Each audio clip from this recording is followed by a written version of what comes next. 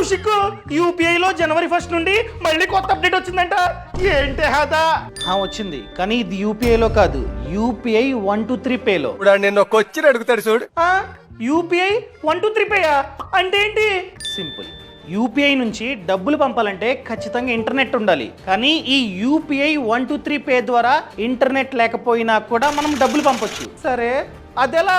For example keypad phone ఉంది, లేదా phone ఉంది కానీ నెట్ లేదు. అలాంటి వాళ్ళు ఈ నంబర్స్, వీటిలో ఏదో ఒక నంబర్ కి కాల్ చేసి ఒకటిని నొక్కాలి.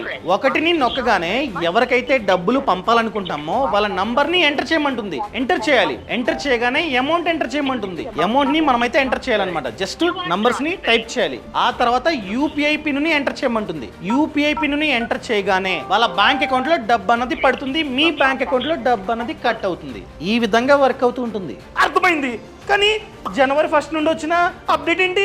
ఇంతకు ముందు సింగిల్ ట్రాన్సాక్షన్ లో మ్యాక్స్ టు మ్యాక్స్ 5000 మాత్రమే పంపడానికి అయ్యేది. ఇప్పుడు ఆ లిమిట్ ని పెంచింది ప్రభుత్వం. సో జనవరి 1 నుండి max to max single transaction లో 10,000 ఒకేసారి ఈ పద్ధతిలో మనమైతే వేరే వాళ్ళకి పంపొచ్చు.